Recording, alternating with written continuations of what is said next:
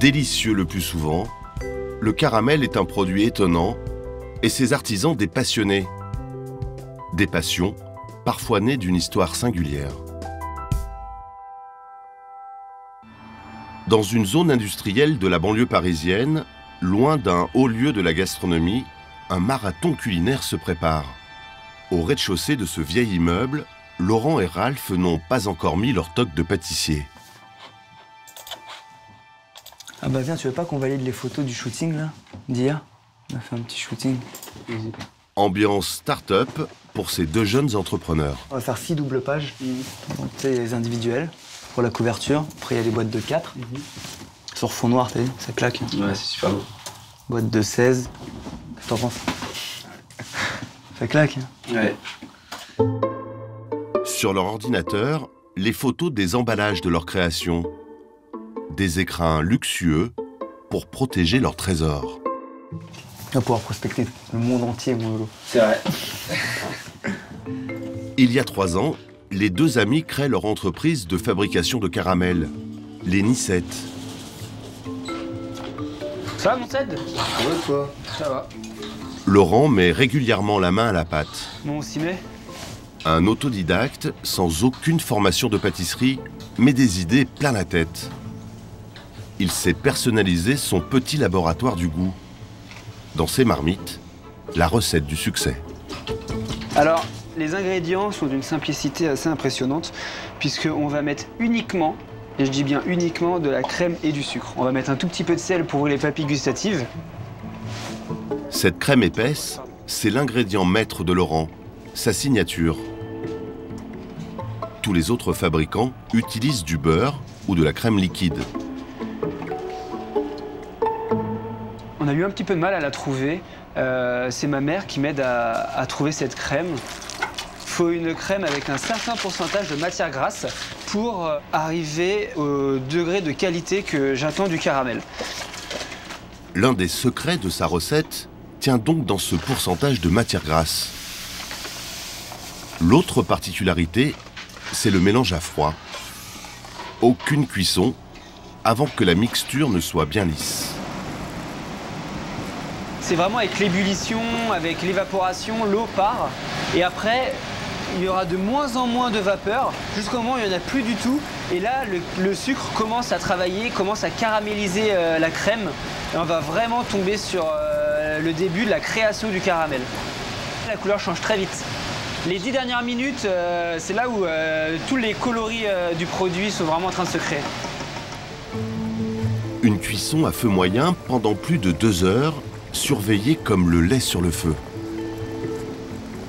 Au final, caramel bouillant oblige, Laurent doit juger du goût de son produit avec les yeux. Je pense que pour faire un produit de luxe, la qualité est dans les détails. Il faut regarder l'ébullition, il faut regarder la force de feu, il faut que je regarde la couleur. On essaie vraiment de le faire juste au jugé. Avec le temps, je pense que c'est le meilleur outil qu'on ait trouvé, c'est vraiment au visuel.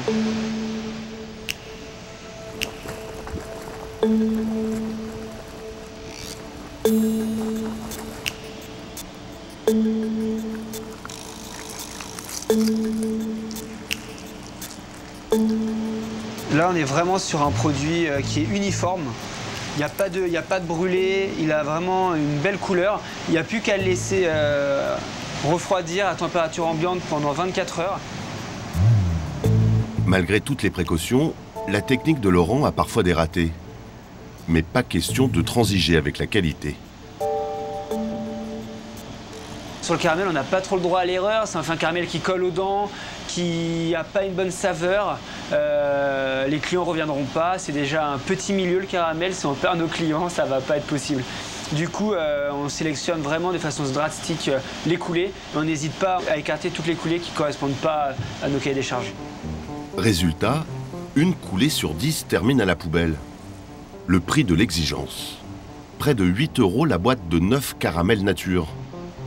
Un produit de luxe, loin des caramels industriels, qu'ils devront vendre dans quelques jours à des clients très spéciaux. Tout miser sur le naturel, c'est le choix de Laurent des Nicettes depuis longtemps.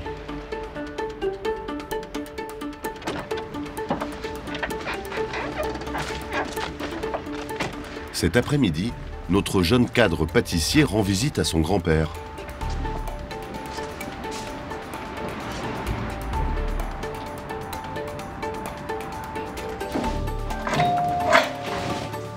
Coucou. Ah, ça me fait plaisir de te voir.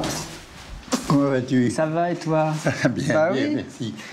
Car à l'origine, sa petite entreprise est une affaire familiale. J'ai pas vu celle-ci. Ah, mais j'ai tout gardé. T'as gardé En ça? plus, ah, bah oui. Alors là, tu vas voir. Attends, on va la mettre sur la table. Elle s'ouvre encore. Dans les souvenirs d'André, une vieille publicité faite maison. À l'époque, leur caramel était vendu sur les marchés. Elle a servi celle-ci. Hein. Là, vous avez ma maman qui a fait des caramels pendant des années.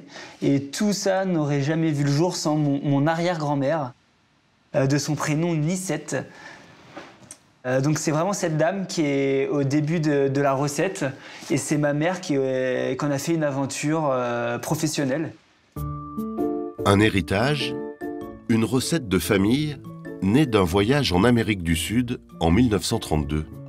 Elle aimait bien faire de la cuisine et elle a appris à faire un des produits types du Chili, la confiture de lait. Et puis, c'était très bon.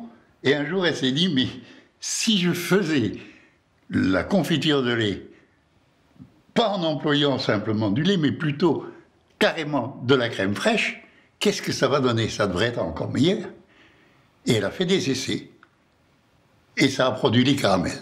Aujourd'hui, Laurent n'est pas venu les mains vides. Dans sa besace, sa dernière création, tout juste sortie des chaudrons. Donc du coup, ça c'est un nouveau que je te montre. C'est un caramel au café. Un caramel qu'il tient absolument à faire valider par son grand-père. Tu me dis ce que t'en penses, hein. Chapeau, il est très bon. C'est vrai, t'aimes bien? Ah oui. Ah, ça me fait plaisir, c'est important. Ah non, alors, tu sais, j'aime pas beaucoup les nouveautés. Hein. Non, ouais. T'en as fait quelques-unes, hein. Ouais. Des trucs à la rose. Oui, oui. Mais alors, celle-là, c'est parfait. Tu sais que ton jugement est plus important que le jugement d'un grand chef d'un palace. Hein. Du coup, c'est pour ça, là, faut faire attention, hein, parce que là, derrière, si t'aimes pas, moi, je remets tout en question. Hein. Non. je suis vraiment très fier, à un point même que vous pouvez pas imaginer. Et j'ai hésité quand je lui ai donné ce conseil de se lancer à son compte, de créer sa petite entreprise. Et quelques années plus tard, très vite, il a réussi bien au-delà de ce que j'espérais. Laurent a réussi à monter son entreprise avec la bénédiction de toute sa famille. Mais pour se faire connaître, il doit encore faire ses preuves. Il est 22 h. Quand certains commencent à tomber dans les bras de Morphée, Laurent et son équipe, eux, sont en plein rush. Un client haut de gamme attend sa livraison de caramel pour le lendemain matin. Satisfaire, les commandes passées aujourd'hui, on essaie d'être le plus rapide possible, essayer de les livrer rapidement et en 24-48 heures. Au point d'y passer la nuit. Au point d'y passer quelques heures tardives, oui. C'est vrai qu'on compte pas nos heures, on fait du mieux qu'on peut, il y a une vraie implication. Au programme, coupage, triage, remplissage. Un travail de fourmi, exigeant et artisanal.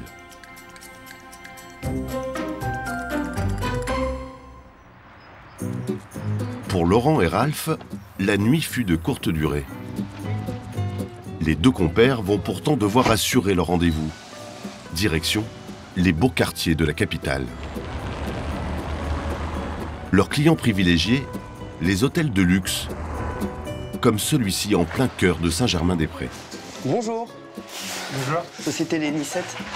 Bonjour. Pour une livraison, s'il vous plaît. Monsieur Charlie, bonjour. Comment ça va? Ça va et vous? Ouais, super. Je voulais vous présenter Laurent pour en profiter. Bonjour. C'est mon associé. La descendance de Nicette, justement, dont je vous parlais pour les caramels. Très bien. Que vous n'aviez pas eu l'occasion de le rencontrer. Donc, les accueils, les études de pièces et les coffrets de 4 pièces. Bon, c'est parfait. C'est bon, on va aller par là. Merci. Laurent et Ralph profitent de leur livraison pour demander une petite faveur au directeur de l'hôtel. Ils veulent voir comment leur caramel de luxe est présenté aux clients dans les chambres.